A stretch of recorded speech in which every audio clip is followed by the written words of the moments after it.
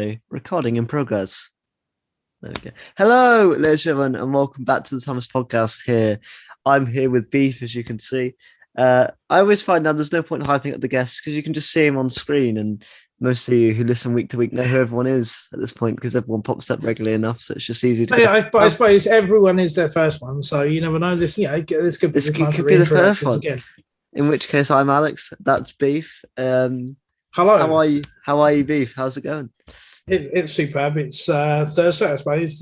Where we are in the United Kingdom is technically Monday, but today is Thursday. Yeah. For the purposes of the broadcast, this is Monday. What a weekend it was, and obviously, we won some form of football game. Hopefully, it came home. If not, bollocks. Obviously, because this comes out on Monday, I'm now going to quickly supercut to myself on Sunday, either crying or cheering. So, future Alex. That's it. That's it. That's a record scratch, and cut to whatever Alex is emotionally on that day. Yeah, it's another day, and where I am, I'm just looking forward to having another break because it's been a very long few days, with the family and everything like that. So I'm looking forward to hopefully having a bit of a fun and relaxing weekend with the family where there may be a few drinks involved, but it means there won't be the pressure of having to do birthday celebrations and stuff like that, which I've had just recently. So, are you free of the birthdays now, or is there another one on the horizon? Oh God, I hope not. No. It's actually my dad's. It's my dad's birthday on the 12th. So on this day, it goes out. Happy birthday, Beef Dad! If you're listening, probably not, but it is the 12th. Anyway. It is the 12th today, I think. It is. So So happy birthday, Beef Dad! Monday the 12th, right? I've got that right. Yeah. Indeed. Yeah. Happy birthday, Beef Dad! And by now, in the future, I would have seen Black Widow. I'm going to see it technically tomorrow, but Friday. So nice. So I'll be watching that. I've heard actually not bad things about it. So yeah, I mean, I was always going in thinking it wouldn't be bad. I just thought it'd be one of those Marvel films that you watch it and you go, all right, it was fun. You know what I mean? I thought that's what it was going to be. I feel like you're going to watch it. I've heard some people whose opinions on said matter I do actually respect, and where it's a case of there's been a lot of spoilerific stuff out there for the longest time and everything like that. That it's still not a bad movie. Absolutely. So, just a spoiler warning. Not really for Thor Ragnarok, because if you haven't seen that, then that's your thought came out 4 years ago. But we are going to be also talking about episode 5 of Loki in this as well. So just spoiler warning for that as well, because that came out quite recently. However, if you go on Twitter, you're kind of stuffed because there's so many GIFs and memes now of especially Richard E. Grant. I'm seeing a lot of him popping up on the timeline. I don't know about you, Beef, but I've seen a lot of Richard E. Grant and Loki Gator or Alligator and Loki. I've seen what is some a lovely bit of video of Owen Wilson and Richard E. Grant just on the set, just like chatting, and obviously they've become firm friends, which I think is tremendous. He's an immensely likable guy.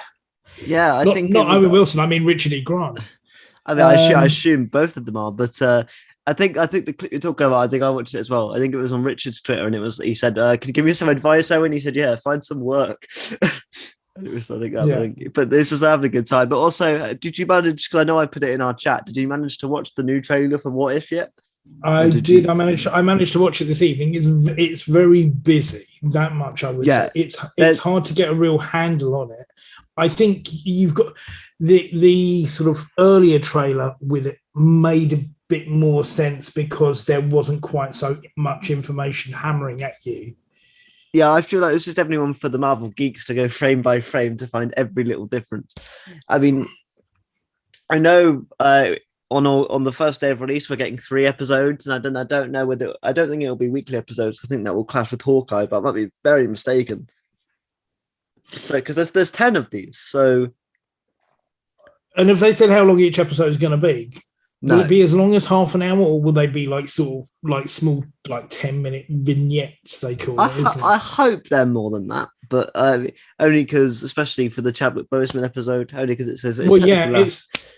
Yeah, it's his last, posthumous performance by voice. Anyway, what I'm looking forward to in it is that it's something that I never ever thought I'd see, because I'm a bit of a sort of like a bit of a comic nerd anyway, and there was a lot. Says it all. There was a series that ran called Marvel Zombies, which was basically every superhero character as a zombie, with an unquenchable thirst for human, flesh, or godlike flesh, depending on which character it was. Yep. And I never thought I'd see it. You certainly wouldn't see it on the big screen, but to see it in an animated form, I'd be really interested to see what they do with that, because that's a big storyline. Yeah, I think they'll have a lot of fun with it as well. I think obviously they're going to use animation to its fullest, so you might see some fun characters pop up that you might not be able to get on the big screen and stuff like that. And also, I'm happy. Jeffrey Wright's a great choice for Uatu, so he's got a voice that sort of resonates really well, and I'm glad they've gone for someone that wasn't Lawrence Fishburne, so even better. Even better. Poor old Lawrence Fishburne, they just keep wheeling him out. But yeah, I think it's exciting. I think it's good that they've got most of the cast to play their roles as well, so it's not too jarring. Obviously, they didn't get Robert Downey Jr., they didn't want to pay the big bucks no more, so they got an impressionist. It's like, oh. I think Robert Downey Jr. doesn't need any bucks anymore. If he wants to hit me up with a spare few that he might have, I'll be more than willing to take them off his hands without problem. Do you know what? The thing is, I'd take like $1,000 from Robert Downey Jr. and I wouldn't be that fussed, even though that's nothing to him. I'd be like, the things I'll do for money from Robert Downey Jr. doesn't go into. It isn't broadcastable on a podcast. He's rich in the creases. Yes, it would definitely not get the YouTube monetization going. As well, though, some other news that might be interesting. This is a very quick one, but it freaked me out. Obviously, Time Factor have added the clown from The Greatest Show in the Galaxy, so that's terrifying. That's terrifying. It's terrifying to a certain group of people. I mean, I hate clowns. I hate. We've been. We weren't there when the clown was there, though, so we can't see what that's like. But the only thing that does sort of like concern me a little bit, and I don't think it's an unvalid concern, should I say, is that you're shoehorning it a lot more. Tends to be, it looks like it's getting shoehorned in at the moment, and it's sort of how much you actually going to get out of it, or how much you actually going to see. It seems to be very hard to get everything, or a Pokemon collect them all type situation, and actually getting a worthwhile value out of a character. So I just hope it's not, because so far most of there are a few cool people that just pop up, but like I wonder where what you're gonna do with the clown. It's difficult to go, because we don't want to go into spoilers of where that'll take place with stuff, but I can't imagine that fitting without it just being a kooky little appearance from someone playing the clown. Knowing what we do with the story, there isn't a role to be played by the chief clown from Greatest Show in the Galaxy. So, but prove us wrong. Prove us wrong. Next thing we'll know, somebody on Twitter would have gone, "Oh, I met the chief clown today. It was a baller." And we'd be like, "Sweet." And also another thing that a lot of casuals and people that listen to the podcast might not know about, but me and Beef do. Toast Series 4 has got underway by the looks of things, and I am excited. Toast Goes Hollywood, or whatever they're going to call it. Toast of Hollywood. Exciting times. I think, just to get that little tweet of the hair, the streak being put in the hair. Your reply to that. Your reply to that as well. That's it. It fell out of it. Someone's fallen out of a tree. So, yeah. That's something I've been looking forward to immensely. I didn't think it would ever happen. I think Matt Berry, for the longest time, said he wasn't going to do anything with it, because the only thing they could do with it would put Toast in America. And at that point, I mean, he was, of a moderate level of popularity, but I think now with the success he's had of What We Do in the Shadows, spends a lot of time in the States, obviously doing that. I think they were doing the third season. Whether they finished it, I don't know. So it would just make sense that if he's over there at the same time, he must have been putting together this series for, I don't know, the last 18 months to 2 years, I would guess, writing-wise, for it to be of a quality that he's ready to run with it. So I'm very excited to see it. When we will see it, I don't know. But what I hope... and 2022. what I put my faith in there is that it won't lose the charm that it had, it being based in England. I hope it doesn't lose that aspect. No, I hope we still. I know, obviously, with it being in America, that I still hope we get our characters somehow, and it can be written in that toast way of how did you guys pop up here, like Ray Purchases in America for some reason. Because I think you need. Look, we're not going to get everyone, but I think to have some people back. I think the other thing that I liked as well is I used to like the musical interludes. I used to like the songs that would like creep up for no apparent reason, and some of them are really good. Now I hang my head in fear and shame. Keep it on the square is still a classic. So I hope that still plays a part in it being based in America. And wait and see. What would be good if pilot season is a big thing in America? Yeah. So whether Stephen Toast goes through the thing of different US pilots and everything like that, and that's probably how you get Danny and Clem in there as well. So yeah, obviously, because the person that plays Clem is also big on Star Trek, if I'm not mistaken, at the minute. Or he was that. There could be spoilers therein on that. Did he get I don't think he featured in the last series, if my memory serves me correctly, but he was certainly a big part of the first two. Well, damn. Well, there we go. Hopefully that means we get more Clem Fandango. I'd love for Stephen to move, but for everyone to sort of be with him, and that can also be the joke of like, he's like, this is a new fresh start for me, and then everything comes with him. You get like Ed, and you maybe not Jane, because that would make no sense. I think Jane's kind of story is done based on last episode where he burnt the globe down, and she. I think you might get Jane on Zoom. That might be the sort of she doesn't know how to work it. She doesn't know how to work it, type thing. Yeah, I don't know. I think it's going to be really good. I think it's really exciting. My hope is for John Hamm in an episode, even if it's for 2 seconds, just for him to be seeing John Hamm again. That would be fun. Quite possibly. Because that was, I think, Ham on Toast is my favorite episode. Sorry if you can hear my dog, by the way, she's having an absolute nightmare. But yeah. But it's got Blessed in as well, so that's me sorted, to be honest with you. Brian Blessed. John Hamm. There was never an actor that you could have that would be better suited to being Stephen Toast's dad than Brian Blessed. Exactly. Also, as well, quickly, obviously, Suicide Squad dropped another trailer since you were last on. How are you feeling about the Suicide Squad film? Because I feel like this is right up your street. Or are you not feeling it? I'm looking forward to it. It's James Gunn. It's another ensemble movie of a lot of people. There's going to be humour involved to it. It's got Dave Dastmalchian in, who I really like anyway. Got Peter Capaldi in it. Will he be suited to it? I don't know. It's tough because the DC history of movies hasn't been that great. So I'm gonna go into it with an open mind and take it for what I can. I really enjoy the DC animated movies, so they're really strong, and I don't want the Suicide Squad to lose it off the back of that. So I think that because the only DC animated film, I mean, obviously I've seen a few of the Batmans, I've seen Killing Joke. I also watched the Constantine movie that came out like maybe 2 years ago. It had Matt Ryan still voicing. Yeah, that was really solid. But yeah, I think James Gunn, and they've given him free reign. Like I'm excited, and I think it'll be really good. I'm not a massive fan of the DC universe. I don't really like any of the films, to be honest. I wasn't even that big of a fan of Zack Snyder's Justice League. Shoot me. I watched it and I went, it's much better than the original, but the original's dog shit. So I was like, I don't ever see myself. It didn't need much to be better, but the characters were more fleshed out and the people's motivations made a lot more sense. So yeah, it was better, that's for sure. Did it need to be 4 hours long? Ugh, who knows? Because I don't think I'll ever rewatch it. I don't think because I think there might be a time where I go, oh yeah, I'll watch it again, and I'll get 2 hours in. And I'm like, all right. Zack Snyder's never won for a short movie, though. He went back and did director's cut of Watchmen, and that was a better film as well. So I think sometimes it's never take his first effort, just wait a few more years, and then you'll get like an extended version that will be better than the first one. So maybe just skip watching most of his films on the first run. Exactly.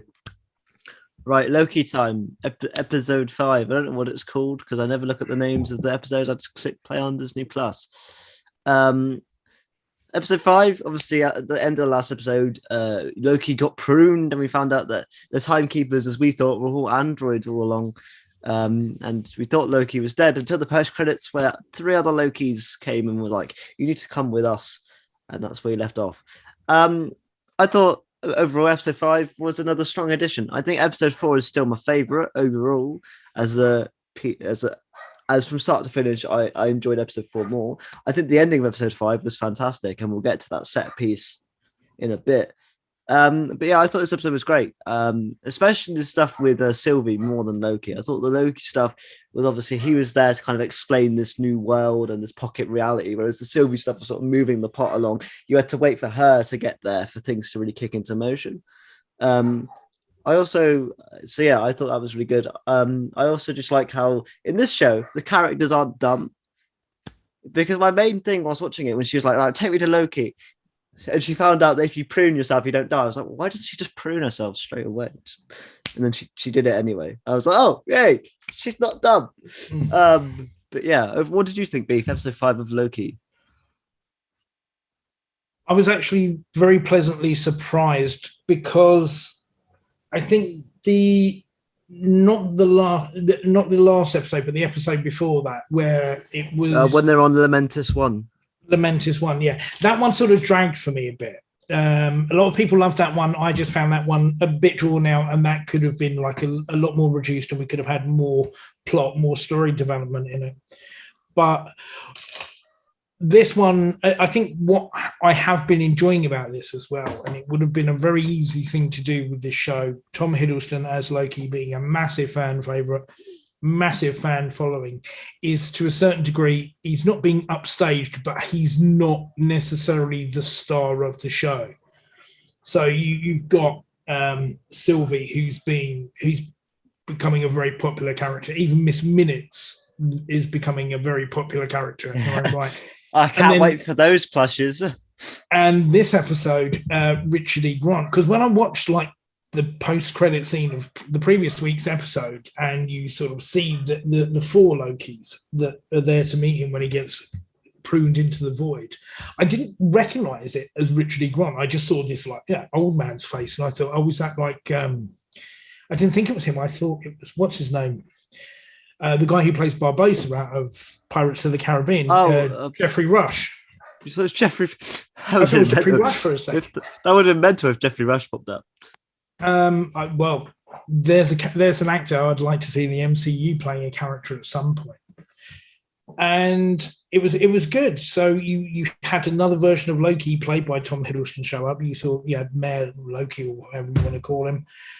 I love the Golden Age comic era anyway, so to see Richard E. Grant in that version, the fully sorcery based one with the massive green and yellow, fantastic touch, because you had the Golden Age appearance of the costumes in WandaVision for Vision and Scarlet Witch. Exactly. I think Richard E. Grant, I think you'll agree with me, in anything you see him, he's always given 100, whether he has to be funny, serious, kind of like, he's dynamite in anything. He's always been a fantastic actor that has always sort of bubbled under the surface, not been he's not broken out. He's never been a major star. He's become a cult classic for Withnail and I. If you've ever seen the romantic movie Jack and Sarah, he's really great in that movie. It's one of my Mrs. favorite movies of all time. And he stole this episode, I think, to be honest with you. Yeah, I'd agree with you. I think he stole it. I think he was great. I think out of the 3 Lokis, or 4 Lokis, if you count Loki Gator, he was definitely the better one. I didn't like the kid actor. That's my only real negative. Is that I liked his bravado. It was his line delivery I thought was really bad. He just said things like really blandly. It's like, you need this. So, all right. I know, but I think it's the idea of the pompous character, and this is like Loki. Loki's always been a character who's changed, and we'll get onto this when we talk about the film. Yeah. Loki's always a character who's always been changing, and this is like going through a personal change, a self-analysis change, and what better way to do it than to sort of discuss it with different versions of themselves. there's this really good build-up thing with Sylvie, and you still, I think, to a certain degree, you don't know whether the affection between Sylvie and Loki, the Loki that we have, is genuine, or whether she's still going to stiff him in the end. I think it's genuine, and I'm going to be like, this is where I'm going to go into my theory, beef content, whether it's bullshit or not. But in this episode, you see a lot of Easter eggs. You see Yellow Jacket's helmet. I don't know whether you picked up on that, but you see Yellow Jacket's helmet. The Avengers Tower has Kang written on the side of it. You have the Thanos copter, mental stuff. And the big clue is that Yellow Jacket helmet, because where does Yellow Jacket go at the end of Ant-Man? He goes into the quantum realm, into the quantum realm. And who is in the quantum realm? Kang. Who do we think is behind it all? I'm going to go with Kang. I think Kang's going to be behind it all next week. Obviously, with the stuff with Renslayer and the comics as well, they've chosen her for a specific reason. In the comic books, Renslayer and Kang had a relationship. And I think Renslayer knows more than she's putting on, even though they've kind of built up this subplot as, oh, she doesn't know either and she wants to know. I think she does know. I think she's playing the part very well. And I also think we're going to see Loki die next week.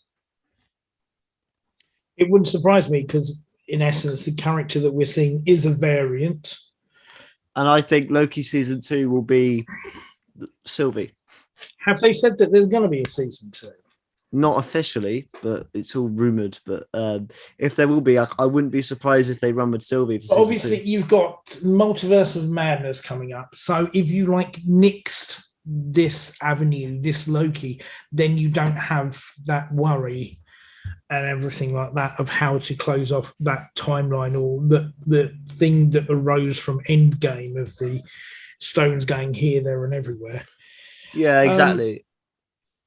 I'll be interested to see where it's going to go. I've enjoyed it. Do I want to see a second season? I don't know if it needs to have a second season. I don't know with any of the MCU shows that there needs to be a second season. I like them all as stepping stones. I think they're really cool. I think it's really interesting that you sort of get once. Obviously, we're going to see Falcon and Winter Soldier again. Maybe just mix and match the people they're with. I think that's really cool. I think that Disney Plus gives you that opportunity. And I think it's going to be really fun. I think the one that could have another season is Falcon and Winter Soldier, because all you need to do is give them another similar another spy mission. Yeah, and that one. I want a happy ending for Mobius. Oh, mate, he's getting that jet ski. Getting the jet ski. I do you know what? I wouldn't be surprised if they bring Owen Wilson back in another property at this point because of the Mobius memes. Again, they'll bring Sylvie back in some capacity as well, I'm sure. Unless Sylvie dies. I don't see it happening. I see Loki going, because otherwise, I think I see Loki. I see Tom Hiddleston bowing out again. But Tom Hiddleston never really dies. He'll probably come back 5 years down the line again. It's what Lokis do. They survive. He's probably going to be in Love and Thunder in some capacity as well. It wouldn't surprise. I feel like Tom Hiddleston, because he's deep down such a nerd for this sort of stuff. He loves watching the films, loves being a part of it, loves the audience. I think he's really embraced it, and it hasn't stopped him doing other stuff. So it seems that he takes this as fun times for him. And being executive producer, he must make a nice bit of money out of this. That's what I was saying. I don't know whether you saw that he's executive producer on this. So clearly they're giving him the creative control as well to sort of put his input in and where he thinks it should go and stuff. And I think that's really exciting and really fun. Devil's in the contract, yeah. Yeah, well, I mean, he deserves it, though. I mean, he's a smart guy. He knows what he's doing. And, I think, especially after working with Taika and stuff like that, I think if you go with someone else, there's that worry of it could revert something not as good. Because, so... It's quite surprising as well that, how much of the principal cast in this are English as well. So... Yeah, because even so obviously you've got Tom, you've got Gugu, and even the other agent, she's English as well, I believe, as well. Yeah. So so is Sophia Di Martino, so that's 4. And Owen Wilson's just chilling. Owen Wilson abides. He's very chilled and very laid back anyway. So yeah. I'm excited to see where this goes. I'm excited for episode 3. Did you manage to watch any of the Pixar Monsters Inc. thing yet? Have you got? Are you going to get around to that? No. I'll get to it. I'm interested to see what happens with like we said, the last episode of Loki. I'm holding back for that. How they're going to? Have they said the episode length as the last one? I presume is it going to be the same length as the rest? Because it seems they've got a hell of a lot of ground to cover in one episode. I think they could extend it. Like they make it an actual. It'd be nice for it to be an actual longer episode because I want to see what Mobius does because he says he's going to burn down the TVA. So that's going to be very interesting.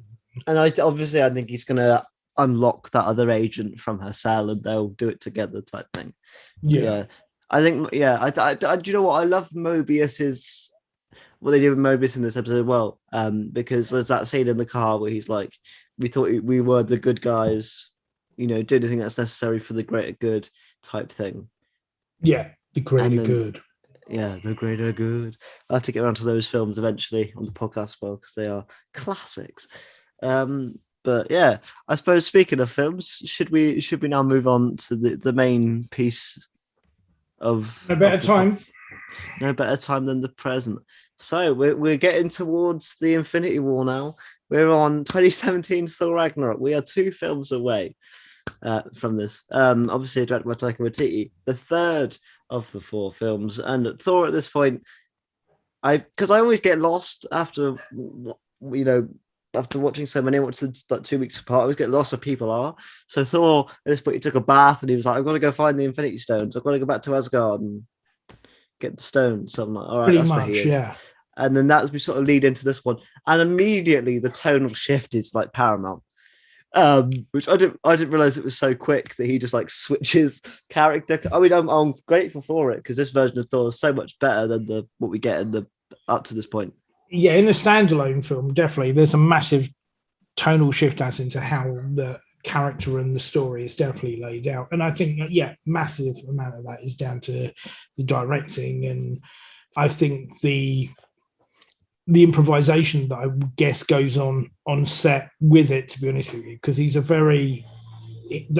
type of director anyway, that he'll let his characters play about to hopefully get something that lifts it even more off the page, the story, and make it a little bit more unique. Exactly. But before we get too further into it, I'll quickly give you a plot look, quick definition. Essentially, Thor is looking for the Infinity Stones. He goes back to Asgard. Some stuff happens. They go looking for Odin. Odin ends up dying, which releases Thor's unknown sister, who then is the goddess of death, and she takes over Asgard while Thor and Loki are on this other planet, Sakaar. Whilst on Sakaar, Thor bumps into an old friend from work, and they have to team up together to take down Thor's sister and save Asgard. That's the film. Also, Jeff Goldblum is here. This is definitely the best of the Thor trilogy, I'd say. Yeah, I'd agree. I'd agree with you on that as well, because I think it plays more like the second film of a trilogy than the third. If you put it like in the sense of Thor movie, the Thor movies, it plays more like a second part of a 3-part story, because the second part usually is where your character is stripped of what they believe to be their power. They discover something that they didn't know before. He loses his hammer, he loses his father, and he finds out that he has his sister, and there's this dark story about how Odin became the leader of the 9 realms and what Asgard was built on, and he's found out everything that he knows is a lie. So it does play like that second part of a story.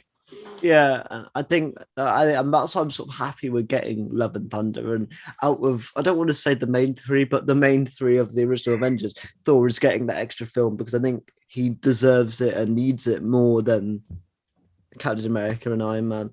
And I think, especially with Taika coming back, I'm excited because I think Taika is genuinely one of, if not the most innovative filmmaker out there today. I think he's like you were saying about James Gunn, or like we're talking about Zack Snyder. Taika Waititi has very much got a style of his own.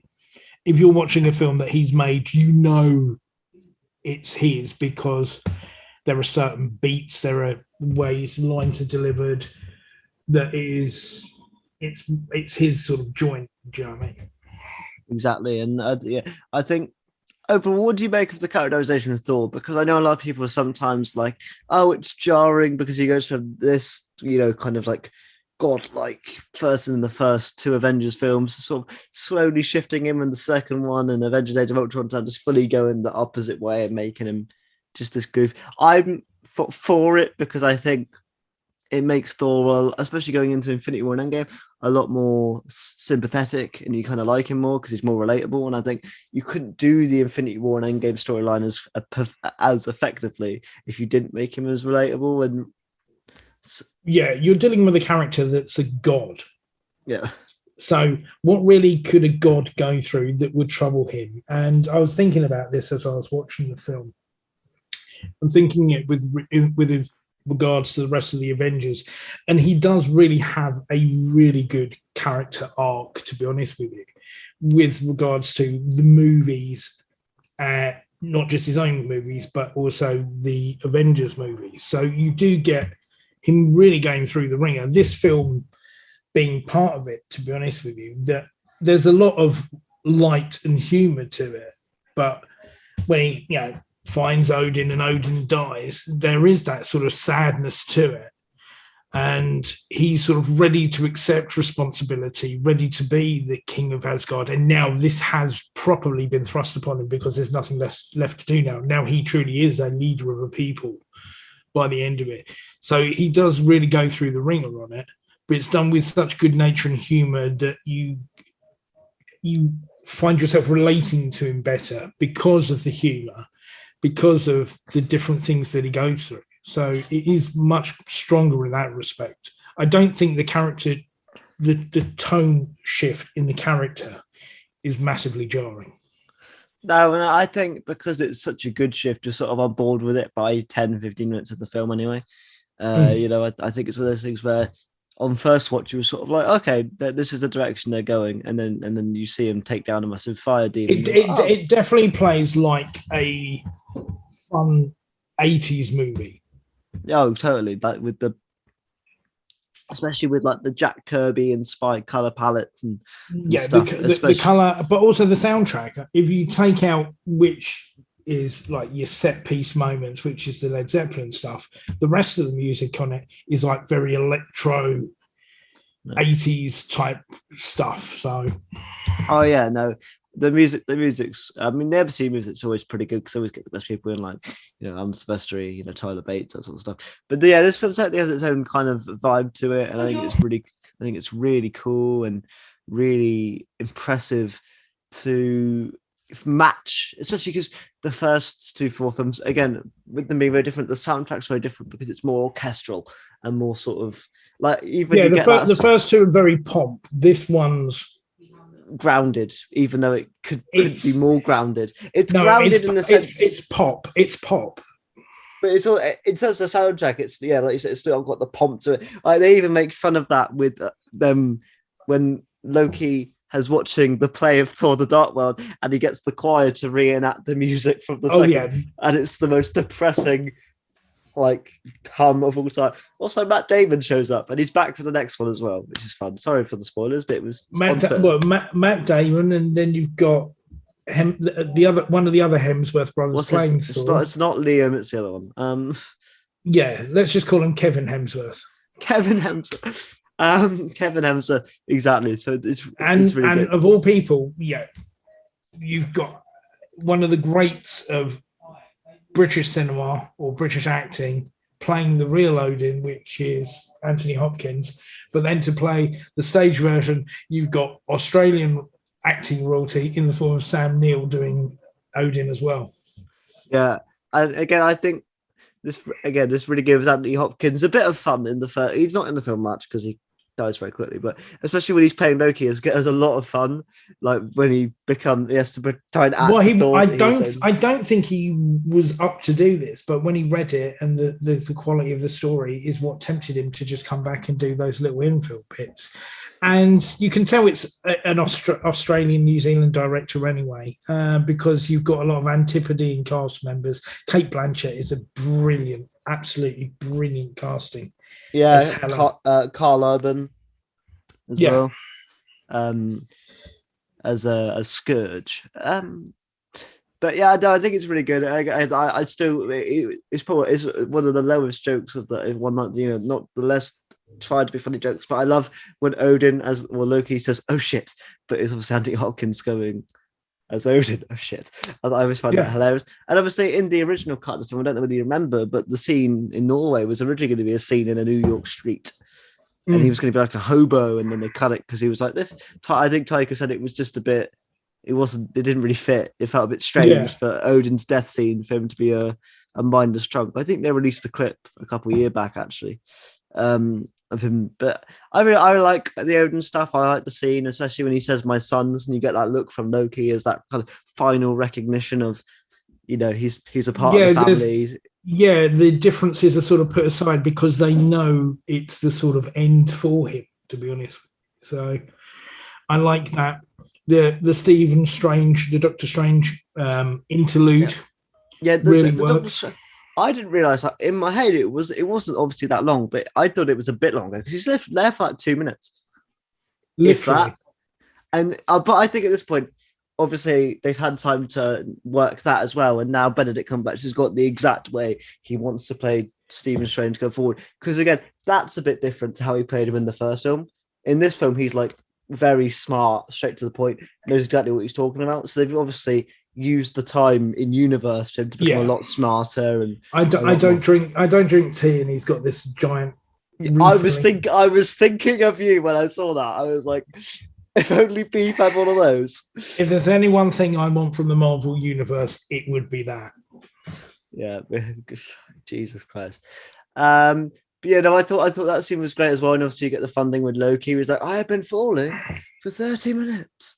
Which has been memed a lot of the time. Yeah, that's it. Just forgetting that he's got to be brought along for the ride.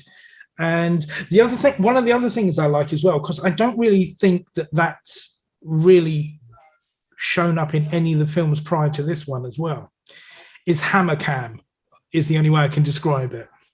Oh yeah, when you follow the camera, yep.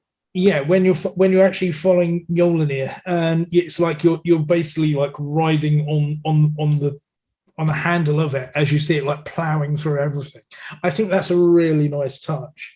Yeah, and again, I think after this, the film, after essentially they go to Norway and Odin dies, and you're introduced to Hela, and she breaks Mjolnir, which is a really excellent bit. It's a bit annoying that they ruined it by putting it in the trailer. The Hulk stuff I wasn't too bothered about because you wouldn't be able to show much without him being there. But the hammer smash bit, they shouldn't have put in there for me. I think that would have been a really cool moment to watch on screen of them going, "Oh shit." That's really cool. But I think after that, the film just takes up a notch. So I watched this before, literally a couple hours for the podcast. I didn't feel like it went on 2 hours. Well, an hour. I was an hour. Hulk shows up at an hour in, and I thought I was only half an hour in. I was like, "Shit, this is a very quick film." And Jeff Goldblum, the amount of screen time he has is really tiny. But he has such a presence because he is Jeff Goldblum. Yeah, it's really hard sometimes to separate the actor from the character that he's playing, and he is playing a twisted version of himself. Yeah, he can't help it, but it's very cool when he's got him on there because it's got what sparkles.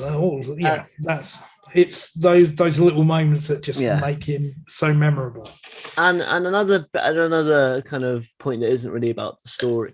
I think for me, this is one of the Marvel films that is tried to be funny and legitimately is funny 99% of the time, rather than they go for a joke and maybe a younger kid would laugh at it and go, "Oh," but as like a 20-year-old and your age yourself, a lot of the Marvel jokes can't be quite funny because they're going for that younger sort of slapstick humor, but all the jokes just make me laugh. Like the fact that when like he kills his cousin and he's like he can't smell it because he's so used to the fact he just murdered all these people. And it's like jokes like that, which is sick. Twisted. The orgy ship. Yeah, I think there's jokes for adults, there's jokes for kids, but there's a lot of jokes that everyone gets. So when the Valkyrie shows up, you can tell she's already had a couple of drinks and falls off the ramp to the ship first of all. Beef if he was in space. Yeah, me in space. With regards to the planets, is it Sakaar they call it? Sakaar, yeah. Yeah, that's a nod to Planet Hulk, which it is a fantastic comic book story. Again, and unfortunately, due to Universal being pricks, we're never going to unfortunately get that Mark Ruffalo solo movie. Because it is the most heartbreaking story of the Hulk stories that I've read. I've never read it, amazing. So I don't know the ending. So it's a shame because he does basically get done dirty by the Illuminati. So it's Reed Richards, Doctor Strange, Professor Xavier, and the Submariner. He gets gets basically sent into space under false pretenses because he's too dangerous to be on Earth. Ends up on this planet, this gladiator planet. Ends up rising to power. Falls in love. And his wife is with child, and he ends up the planet ends up being destroyed. So then him and Korg and Meek, who you meet in this film, end up going back to Earth for revenge, and that's where World War Hulk happens. It's a shame we're never going to get that because this has also been put into it. The animated movie of the story doesn't cut it. Yeah. But the one thing that I do when I saw this movie for the first time, two characters I did not expect to show up in this and love so much were Korg and Meek. And the good thing about Meek is he never says anything, but you still love him. And when you think he's dead at the end, you're like, oh, not Meek. And then obviously he's not dead. He's not dead. You find that you have this affinity for someone who's got knives for hands. Yeah. And the voice is brilliant because you have this giant rock creature with this tiny voice and played by Taika himself, obviously. A gentle soul. Hello, my name is Korg. I'm made of rocks, as you can see, but don't let that intimidate you. Yeah, that's it. You seem to have a very intimate relationship with your hammers. Well, the hammer pulled me off. Oh my god, the hammer pulled you off. Yes. So I think the stuff that gets set up on Sakaar, it's good. It's just, but I think it's a means to an end of just putting them two together. And luckily, it doesn't get held on it for so long. There's a lot of stuff that's played for, I think, laughs. The cool thing is as well, the Hulk Thor battle is not too long. It's 4 minutes, and it's as long as it needs to be, and you get some really sick moves. And I think it's really cool. I love Loki in that scene as well. They use him brilliantly. As soon as he sees Hulk, he's like, "I need to get the fuck out of here." It's just it's great. To the point though, when he sees Thor getting bashed up, that's how it feels. Yeah, so your liking for Loki increases the further along with this film you get. The brotherly relationship develops as well when they're deciding to steal the ship.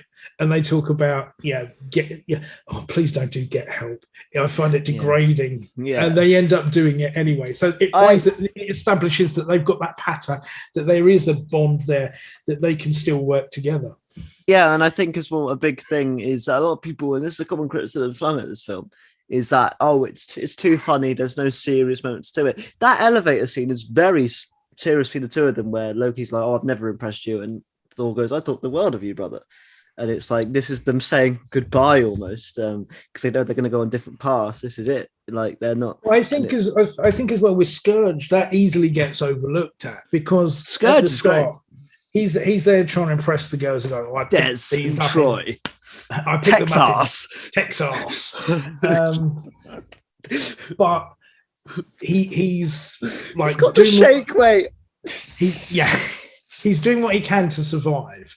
And then Hela shows up and she goes, I need an everyone needs an executioner.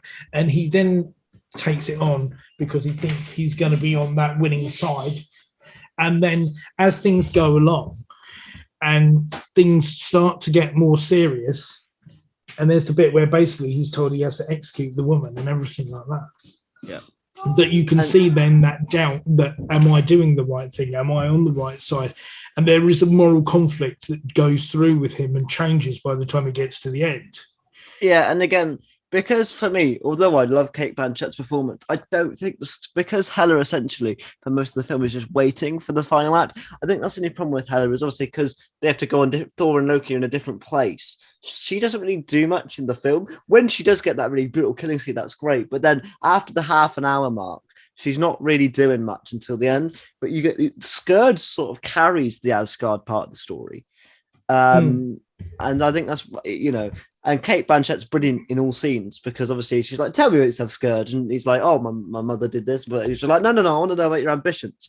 And you get the fact that he's not a man that wants to rule the world. He just wants to be noticed. He's a man that wants, Yeah, he's always a second string, but wants to be the first. And even Heimdall actually does a bit more than just stand at the end of the Rainbow Bridge and just glare off into the distance. He actually does some fighting, which they should have done because he's Idris fucking Elba, and they wasted him. And I think if they treated him better in the first couple of movies, then he would have stuck around a bit longer.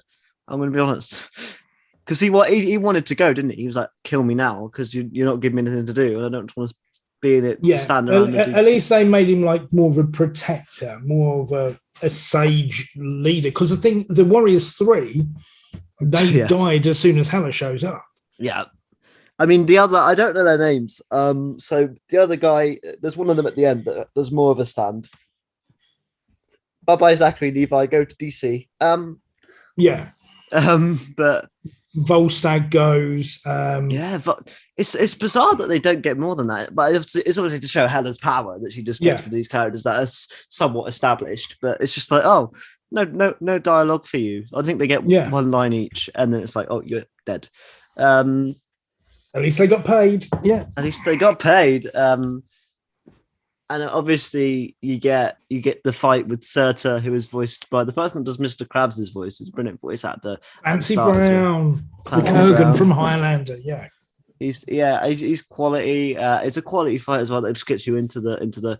I think this is a bizarre thing, but I think this is my favorite use of logo. So like transition from when Thor uses the Bifrost and then on the floor it says Thor Ragnarok, and I think that's really cool. That's a really good transition into the logo. Some films it can be really contrived. It's like when it would be an Iron Man film, he'd blast past the screen and it would go like all in flames, and then Iron Man would pop up and it's like, oh, that's not as fun. But I thought this was really cool. I love Stan Lee's cameo in this. I think it's funny as hell. Where Thor's like, by these chains, you will not cut my hair. And he starts crying as Stan Lee gets closer. And Stan Lee gave him a pretty good do, to be fair, Yeah, I've got to give Mark Ruffalo some credit as well, because obviously it's got to be quite hard for him doing the Hulk stuff, which a lot of that is CG, but there's not much emotion, not much character you can really do with that. But I like what they actually did with Banner. They made Banner more comedy than they did. So where you've got Tessa Thompson doing it, and this actually I think was the first time I've really seen Tessa Thompson on screen. She came across as really likable. And then there's the bit where you've got Banner. She has no idea who she is. He has no recollection of who she is, but it's like, you seem really familiar and everything like that. And then there is that recognition at the end. Yeah, exactly. And I think another really cool part of this film is how interesting Hulk is, because obviously they rely a lot more on Hulk than they do Banner. And obviously on paper before this film came out, you've been like, really? Obviously Hulk was very dumb before this, but obviously with the time of him becoming Hulk for 2 years, some of the smarts have kind of gone over to Hulk and he can speak now. And I still have the scene of, we're both fired up and he goes, but Hulk like raging fire, Thor like pitiful smoke. Also you get Thor got to see some Hulk cock, which is that's an enduring image. I'm sure that it will be best left on the cutting room floor. Yeah. But no, I still the joke that they have to cut the devil's anus makes me laugh all the time. It's just go for It's got a name. Yeah. What can you say? Obviously, Heimdall. Obviously, I really like the fact that you use Heimdall, explore Heimdall's powers a lot more. So I really love the scene where essentially they use the MCU's version of Contact, and Thor can see what's going on in Asgard through Heimdall, and Heimdall can kind of tell him where to go, and that sort of stuff. It's really cool. I also got to give props to the CGI. The transition between Hulk and Banner on the Quinjet, where you can see him like reverting in and out. It's really good because there's bits where and the fight scene. The fight scene you think would be actually like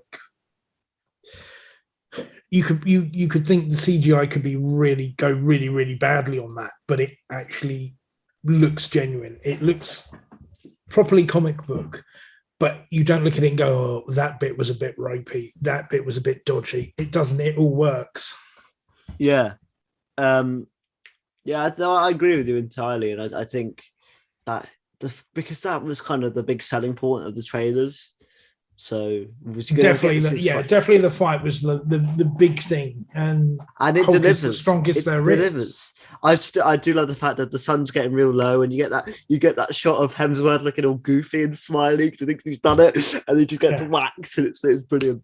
You can tell as well that this is definitely the direction Hemsworth would rather take the character. Because also he is serious in some scenes as well, like when he's talking about the destruction of his planet. You can tell Hulk's, that Thor's not goofing around. He does care and he wants to make things right and stuff. But I think that's the good thing about Taika Waititi is the humor is realistic. Like he uses it the right amount that we would to get out of awkward situations. Instead, I find that a lot of it, instead of it just being played for outright laughs, it undercuts. So it dips down at the end. So you can see where the joke is going, and when it pays off, that's what makes you laugh because it's not just be like, oh, man fall over, man gets hit in testicles with a football. It's not base. It's a little bit more stylized. Again, I have to also give credit to the Grandmaster's Little Ride, soundtracked to Pure Imagination from Charlie and the Chocolate Factory. That's always a classic. You will meet the Grandmaster in 5.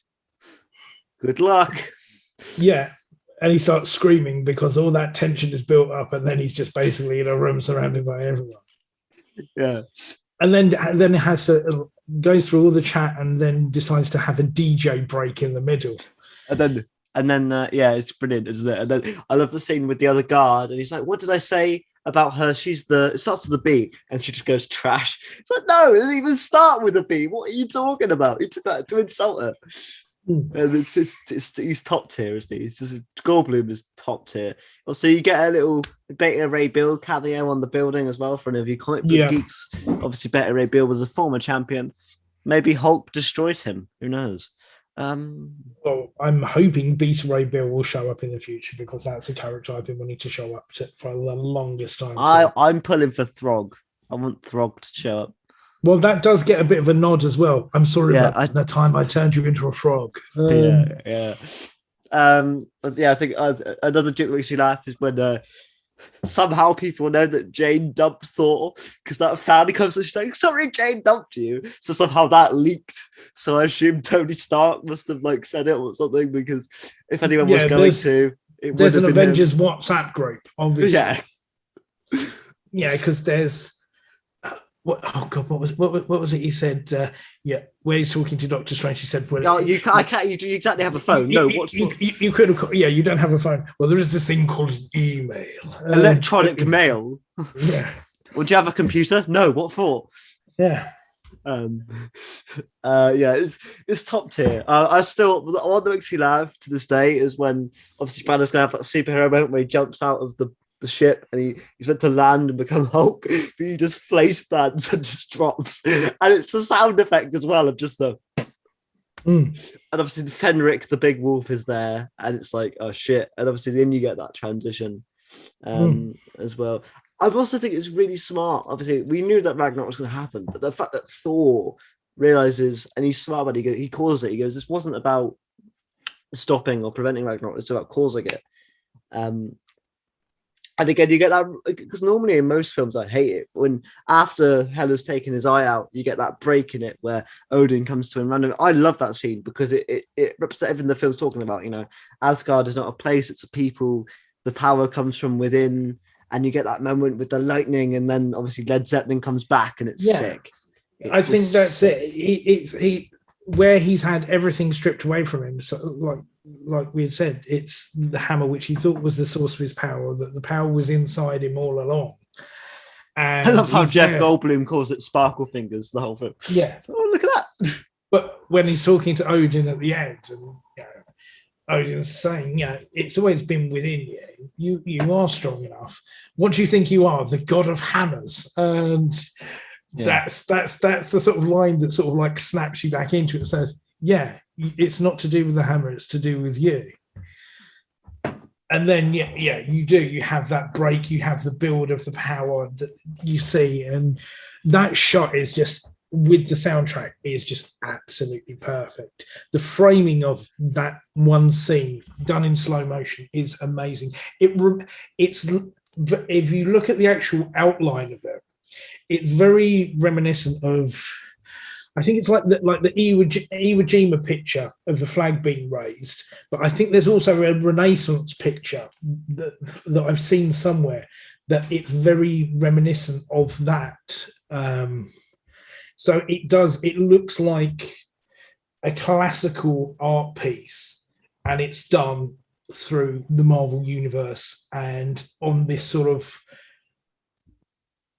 Norse mythology, legend type illustration. So it looks like a comic book panel on the big screen. It is absolutely amazing. And you couldn't pick a better choice really of music to go with it. I bet it cost a fortune for them to get the rights for it, but it's the perfect soundtrack for the perfect image.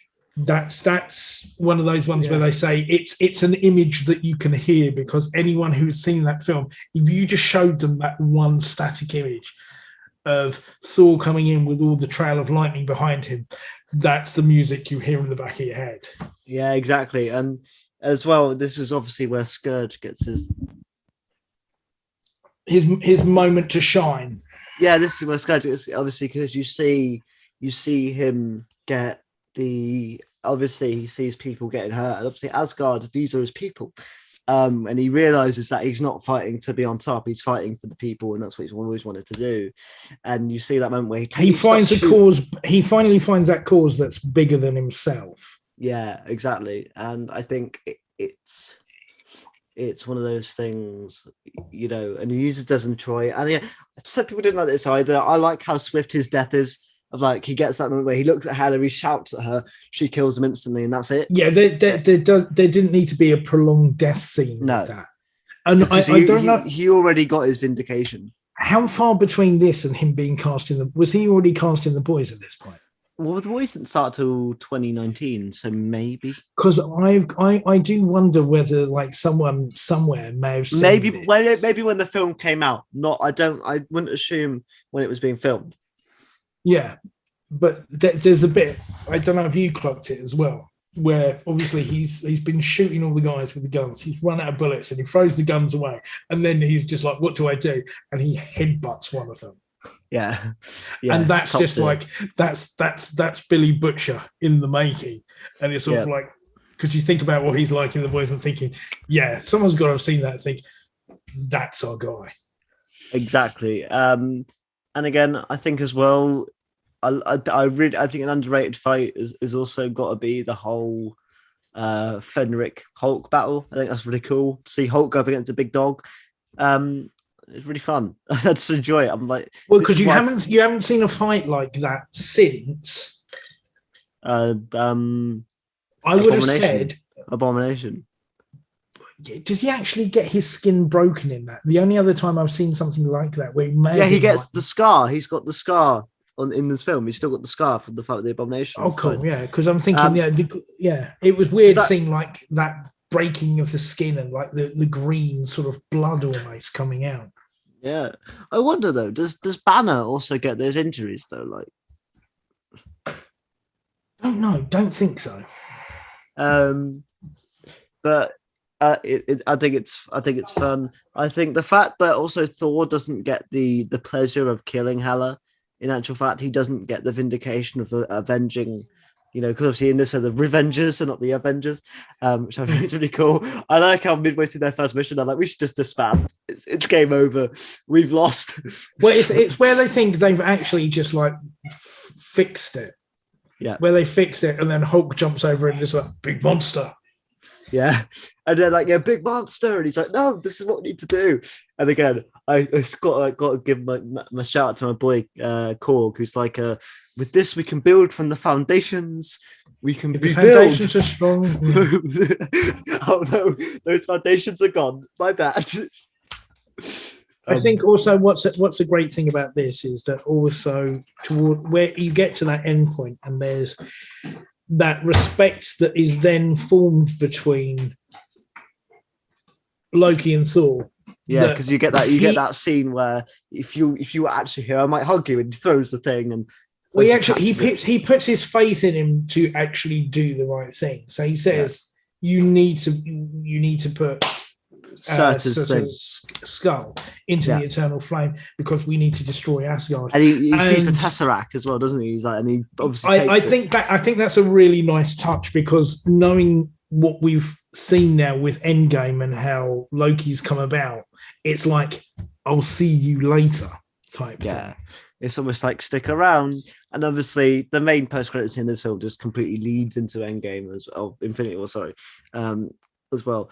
But yeah, I think this film is great. I think Hela's death it opens enough for her to return at some point if they want to do it, because you don't see her die, so she can come back. And I like also one other thing that we've not said about her as well is the transition between the massive headpiece, which is ridiculous, but it's exactly what you've got in the comic books. Yeah, because the more her power grows, the bigger it gets, isn't it?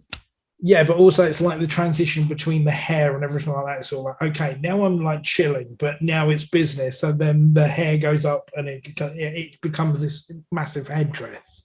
Exactly. So that's a nice touch. I think this it's very stylistic. I think they said that when he did like a pitch for this, because they went to like several different when they went to several different directors when they were going to get this done. And he put in his pitch, he said, I wanted to make it a sort of 80s sort of fun film. And he used bits of Big Trouble in Little China in a sort of test scissor reel that he did for it. And you really do get that sort of feeling to it, that there's this grand scheme, but there's also this electro nuts insanity to it. And that's what this film does massively. Yeah, I get exactly, and I think for me, it gets everything right. I think the only place where it puts me down is because I love the Sakaar stuff so much. I find whenever we cut back to Asgard, it can not transition well at some point. Obviously, because Sakaar looks as amazing and so colourful as well, and you go back to Asgard, and it looks dull and boring. And I think the issue that the MCU has always had, maybe apart from when Kenneth Branagh was directing, is Asgard's meant to look like this beautiful place. And the only time you really see that is in the first Thor film. I don't think they've ever replicated the beauty of Asgard and how it's meant to look, apart from in that first Thor film. But that's obviously it's a minor nitpick. But I think Asgard is basically a vehicle that just you're going to be destroying at the end of it. I don't think they stick around in one place too long, which is what is a good thing. Yeah, because it keeps the pace. You're not, like you said, it's a 2-hour movie. But you're not like, oh, this bit's really dragging now. This could have been shorter. Everything sort of has a really good momentum and keeps you moving through it. Yeah, exactly. And I think it leads perfectly into Infinity War. Obviously, on the road to Infinity War, we've got one more film left. And then, in the words of Nick Fury himself, I'm putting a team together because I'm planning, and hopefully everyone's got time. I'm planning to get everyone that's in a Marvel review back on the podcast to do Infinity War and then Endgame later on. So B should be back. B should be back in the future, and I'm not going to kill half of you off to do the Endgame one. You're just going to be there. But that's going to be the plan two big reviews to kind of cap off the Infinity. Because also it's been the most successful thing on this podcast by far. The Age of Ultron ones are like 3K views, which is crazy and bizarre. I still don't know why that's good. And the Guardians of the Galaxy one's picked up now that gets 20 views a day or something like that, which for my channel is insane. So this has been by far the most successful series. So I want to cap it off perfectly. Unfortunately, I say unfortunately, however you feel, there will be a Black Widow review in between because obviously YouTube has its own way of algorithms. I need to jump on the trend while I can and make a podcast as soon as I can on that to then get the maximum outreach. Because I don't want to review it 2 months down the line when everyone's seen it and everyone's done their bit and then no one cares. Because then Eternals will be coming out and no one will give a fuck about Black Widow. So that will come in between. But Beef, anything else you want to say before we wrap up and all that sort of stuff on this particular show? No, I'm happy with umbrella jokes that were made. I'm happy with beer glasses that fill themselves up. I'm happy with this being a slightly more adult film because there was definitely more swearing in this than there has been in any of the other Thor films. Yeah, exactly. So, it's great. Also, as well, just let the fans know, if you love Beef, he'll be doing a sort of a back-to-back. He'll be doing back-to-back Marvel because of the Infinity War and then Ant-Man and the Wasp. So you've got to come back to do Ant-Man and the Wasp because you did Ant-Man. So back in, once we've done Infinity War in a month's time, maybe about 2 weeks. And then, yeah, so exciting times. So plenty of Beef on the way on the channel in the near future. Always a pleasure. Always a pleasure. And then me and Beef will find another. Beef will introduce me into another obscure comedy for us to review, like we did with Garth Marenghi down the line as well. Because I think Beef has a myriad. Me and Beef have sort of similar tastes in most British comedy stuff. So if he can introduce me to something, whether it be film or television, it's always fun. Just because Beef also likes a lot of weird shit, so it's also kind of interesting. Yeah, I watch a lot of very random stuff. What was the Kung Fu guy one that you made me watch? The Amazon Prime documentary. Kung Fu Elliot. Yeah, Kung Fu Elliot. Watch that on Amazon. If you've got time, watch Kung Fu Elliot on Amazon Prime. I'm not going to say anything about it. Is it a documentary? Is it just a massive hoax? You be the judge. But it has to be seen to be believed. Yes. By the way, go follow Beef on Twitter. Is it at the Beefhead? I'll make sure. I am indeed at the Beefhead. Yes. Yes. Go follow me on Twitter, AlexKing_Dom. Go follow the podcast on Twitter at TimersPod and on Instagram as well. Subscribe to us on YouTube because, if you listen to it on socials, just give us a subscribe because it helps in the algorithms and that's how YouTube works these days. So if you could, it helps a lot. But until next time, guys, which I think, will be The Invasion with Owen and John. It's exciting. So I've not watched that one in a long time. The Invasion was one of my first classic Who's. So it's going to be exciting to jump back into that. I think, is it 7-8 parts? It's a long one. Yeah, it's a massively long one. It's not up there with the War Games. It's long. And if you can pick out the bits when you watch it of Pat Troughton and Fraser Hines drunk doing running in a later scene, good on you. You have to let me know after I've watched it. I'll say I didn't pick up on that. You have to tell me. That's it. I spoke to Fraser once, and I showed him an offset relaxation picture that I got signed, and he said we got so drunk and had to do filming in the afternoon. But yeah, I'll tell you about it once you've watched it. Yes, absolutely. But Beef, it's been a pleasure, mate. Thank you so much for coming back on the show. Always fun, man. Have a good time, guys, and we'll see you guys next week with the review of The Invasion. Bye-bye.